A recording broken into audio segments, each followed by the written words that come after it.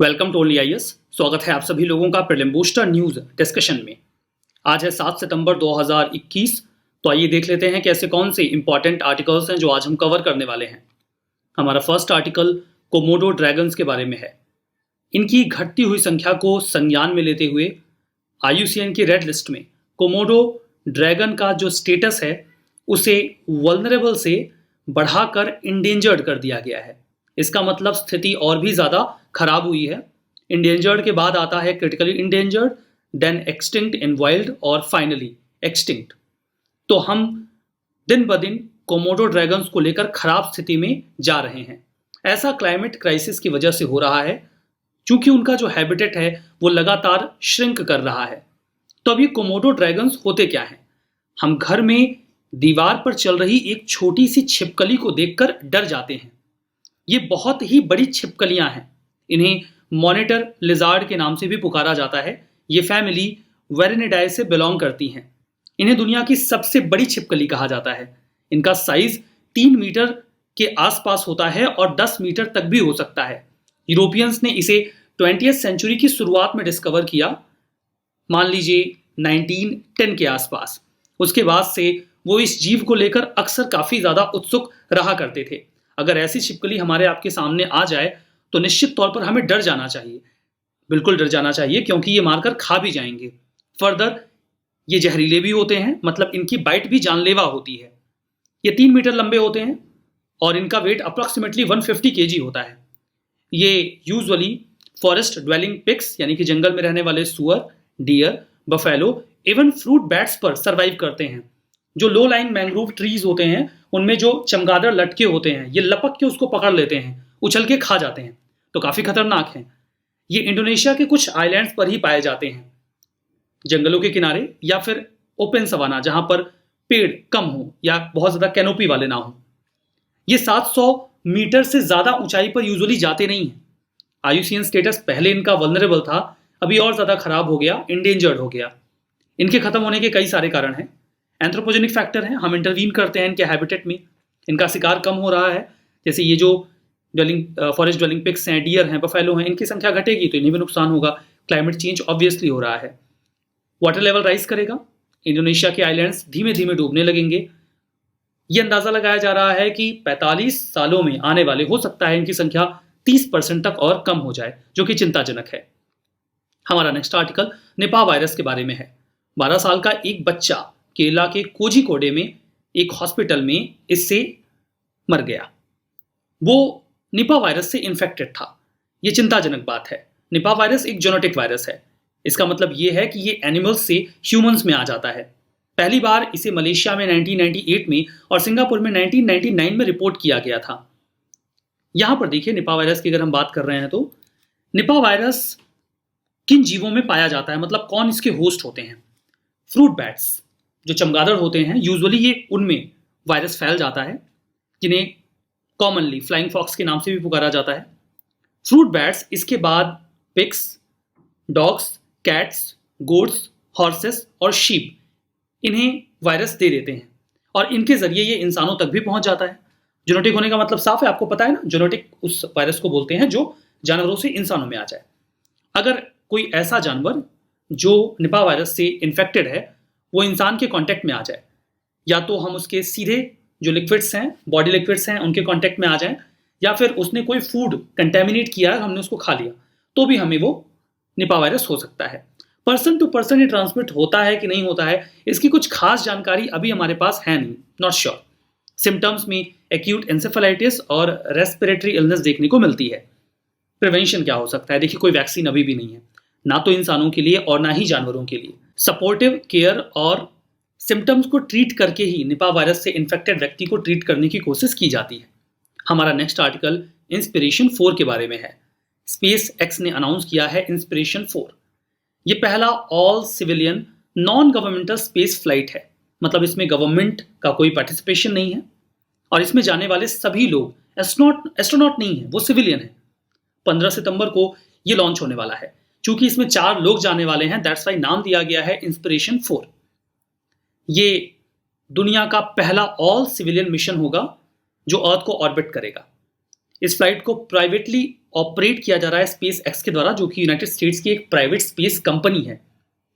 ये नासा के Kennedy space centre से फ्लोरिडा से ब्लास्ट ऑफ करेगा 15 सितंबर को। इसका सारा खर्चा ये कंपनी ही पूरी तरीके से मैनेज कर रही है। जो मिशन है ये अर्थ को 3 दिनों तक इनसर्किल करेगा, चक्कर लगाएगा और उसके बाद अटलांटिक ओशन में उतरेगा। इंस्पिरेशन 4 अर्थ के 575 किलोमीटर की ऊंचाई पर जाएगा। ध्यान दीजिएगा कि ये ऊंचाई इंटरनेशनल स्पेस स्टेशन से भी ज्यादा है, जो कि 408 किलोमीटर है, और जो हबल स्पेस टेलीस्कोप हमने लो अर्थ ऑर्बिट में छोड़ा है दैट इज 547 किलोमीटर, ये उससे भी ऊंचा है 575। ये सबसे ज्यादा दूरी है जब इंसान 2009 के बाद जाने वाला है। इसके पहले 2009 में हबल टेलीस्कोप को रिपेयर करने के लिए हम 547 किलोमीटर की ऊंचाई पे गए थे। अभी ये 4 लोग 575 किलोमीटर की ऊंचाई पे जाने वाले हैं। इस मिशन का एक उद्देश्य अवेयरनेस फैलाना है और Saint Jude children's research hospital है उसके लिए फंड इकट्ठा करना भी है। हमारा नेक्स्ट आर्टिकल गिनी के बारे में है। गिनी वेस्ट अफ्रीका का एक ऐसा देश है जो काफी लंबे समय से पॉलिटिकली इनस्टेबल रहा है। 1953 से लेके 2010 तक वहां पर डिक्टेटरशिप रही। 2010 में फाइनली इलेक्शंस हुए और एक इलेक्टेड प्रेसिडेंट ने सरकार बनाई। 2015 में वो एक बार दोबारा चुनकर आए, यद्यपि उनके ऊपर फ्रॉड के आरोप लगे। उसके बाद जो नेक्स्ट इलेक्शन हुए 2020-21 के ड्यूरेशन में एक बार फिर से कंट्रोवर्सी क्रिएट हुई। जब वो अगेन पावर में आ जाते हैं तो उनके ऊपर अपोजिशन पार्टीज ने फ्रॉड के जरिए इलेक्शन जीतने का आरोप लगा दिया। काफी ज्यादा विरोध चल रहा था। इन बिटवीन सरकार के द्वारा एक सीनियर कमांडर को डिसमिस कर दिया गया। आर्मी इस बात से नाराज हुई और जो उनके हाईली ट्रेन मेंबर्स थे वो कुछ रेबल्स के साथ मिलकर प्रेसिडेंशियल पैलेस पर कब्जा कर लेते हैं और प्रेसिडेंट को डिटेन कर देते हैं। मतलब एक बार फिर से लगभग 10 सालों के डेमोक्रेटिक सेटअप के बाद, पूरी तरीके से डेमोक्रेटिक था कि नहीं नॉट क्लियर, बट एक बार फिर से वहां पर एक कू हो गया है। बात करते हैं गिनी के बारे में। मैप में लोकेशन देखिए, ये है अफ्रीका, ये है उसका ईस्टर्न पार्ट और ये है वेस्टर्न पार्ट। वेस्टर्न पार्ट में यहां पर आपको मिलेगा गिनी, ये है गिनी। गिनी के ऊपर यहां पर गिनी बिसाओ भी है, ये सेनेगल है, ये माली है, ये कोट डिआइवर है, ये लाइबेरिया है और ये सिएरा लियोन है। ये बॉर्डरिंग कंट्रीज हैं। यहां पर आपको अटलांटिक ओशन दिख रहा होगा। वेस्ट अफ्रीका की कंट्री है, अटलांटिक ओशन इसके वेस्ट में है। सॉवरेन स्टेट ऑफ गिनी, यहां पर एक रिपब्लिक हुआ करता था ये, जहां पर प्रेसिडेंट डायरेक्टली लोगों के द्वारा इलेक्ट किए जाते थे। अभी की सिचुएशन में पूरा क्लियरेंस नहीं आया है, बट संभावना यही है कि कूप हो चुका है। ये प्रीडोमिनेंटली एक इस्लामिक कंट्री है। 85% वहां की पॉपुलेशन अप्रॉक्स मुस्लिम है, हालांकि कई सारे एथनिक ग्रुप हैं जो वहां पर रहते हैं। हमारा next article Bhitarkanika national park के बारे में है।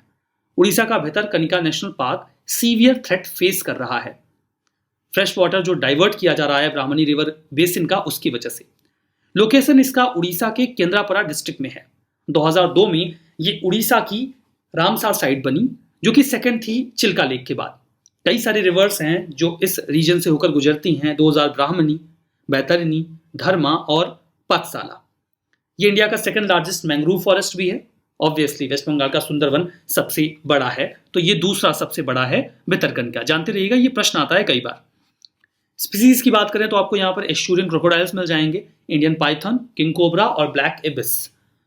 फ्लोरल डाइवर्सिटी की बात करें तो सेकंड लार्जेस्ट है ये पापुआ न्यू गिनी के बाद। यहाँ पे फ्लोरल डाइवर्सिटी भी आपको बढ़िया मिल जाएगी। हमारा नेक्स्ट आर्टिकल काफी इंपॉर्टेंट है, that is about Kirby Anglong agreement. Kirby Anglong agreement जो आसाम की टेरिटोरियल इंटीग्रिटी को इंश्योर करने के लिए अभी साइन किया गया है। उम्मीद ये है कि दशकों से चले आ रहे क्राइसिस को ये खत्म करेगा। देखिए ये इंडिया है। इंडिया में नॉर्थ ईस्टर्न रीजन में यहाँ पर आपको दिख रहा है आसाम, और इसे ही यहाँ पर बड़ा कर दिया गया है। ये जो दोनों येलो रीजन आपको मिल रहे हैं, ये दोनों मिलकर बनाते हैं कर्बी आंगलोंग डिस्ट्रिक्ट। ये जो कर्बी आंगलोंग ये पूरा रीजन है और आसपास के कुछ और रीजन्स को मिलाकर काफी लंबे समय से, इनफैक्ट 1960s से ही एक सेपरेट स्टेट की मांग चलती रही है। 1980s के बाद वहां पे कई सारे ग्रुप्स थे जो वायलेंट हो गए और इंसर्जेंसी स्टार्ट हो गई। इस इंसर्जेंसी को हैंडल करने के लिए कई बार निगोशिएशंस हुए हैं और फाइनली जो भी रेबल ग्रुप्स थे वो एक बार ऑन टेबल आए हैं और फाइनली कर्बी आंगलोंग एग्रीमेंट को साइन कर लिया गया। ये लार्जेस्ट डिस्ट्रिक्ट है आसाम का। इसे एडमिनिस्टर किया जाता है कर्बी आंगलोंग ऑटोनॉमस काउंसिल के द्वारा। देखिए 6th शेड्यूल के तहत ऑटोनॉमस काउंसिल का प्रावधान है। नॉर्थ ईस्टर्न रीजन में 10 ऑटोनॉमस काउंसिल वर्क करती हैं जो डिस्ट्रिक्ट एडमिनिस्ट्रेशन संभालती हैं। उनमें से एक करबी एंगलोंग ऑटोनॉमस काउंसिल है। जो डिस्ट्रिक्ट है इसमें कई सारे ट्राइबल और एथनिक ग्रुप्स आते हैं, लाइक कुकीज, दिमासस, गारोस, रिंगमा नागा, तीवा और करबीज। ये सभी इसका हिस्सा है, इस रीजन का। यहाँ की जो डाइवर्सिटी है इसकी वजह से अक्सर ये जो आउटफिट्स हैं अलग अलग डिमांड्स को लेकर, डिफरेंसेस को लेकर इंसर्जेंसी में इन्वॉल्व रहते हैं। इस एग्रीमेंट के बाद उम्मीद है कि ये इंसर्जेंसी खत्म हो जाएगी। क्या बातें की गई हैं? जो इंसर्जेंट्स हैं या जो रेबल ग्रुप्स रहे हैं उनके लिए बात यह है कि वो पीस का रास्ता अपनाएंगे, खुद को सोशलाइज करेंगे और मेन स्ट्रीम सोसाइटी का हिस्सा बनेंगे। ये तो उनकी ओर से होगा, वो अपने हथियार छोड़कर वायलेंस का रास्ता छोड़ देंगे, ये तो उनकी ओर से है। फर्दर उन्हें क्या मिल रहा है? देखिए, एक तो ये कहा गया है कि जो पेटी क्राइम्स उनके द्वारा किए गए हैं और जो केसेस उनके ऊपर लगाए गए हैं उसे खत्म कर दिया जाएगा।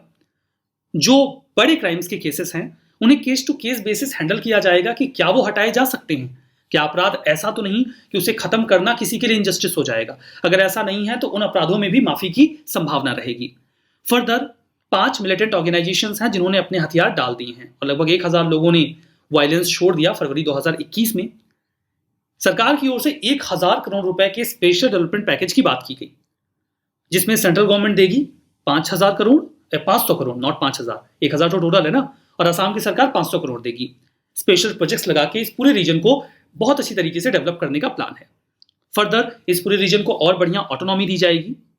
करबी एंगलोंग ऑटोनॉमस काउंसिल बढ़िया से ऑटोनॉमस तरीके से काम कर सके, उनके कल्चर को, आइडेंटिटी, लैंग्वेज को प्रोटेक्ट किया जाएगा और ऑलराउंड डेवलपमेंट की कोशिश की जाएगी। करबी वेलफेयर काउंसिल को भी बनाने की बात की गई है।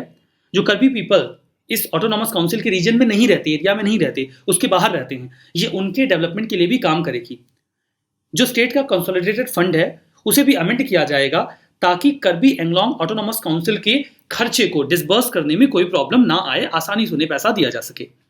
हमारा next article world university ranking 2022 के बारे में है। यानी कि द टाइम्स हायर एजुकेशन ने हाल ही में इस रैंकिंग को रिलीज किया है। इसमें 4 मेन फोकस एरिया होता है: टीचिंग, रिसर्च, नॉलेज ट्रांसफर और इंटरनेशनल आउटलुक। इसी की बेसिस पे रैंकिंग दी जाती है। ये रैंकिंग 2004 से ही दी जाती रही है।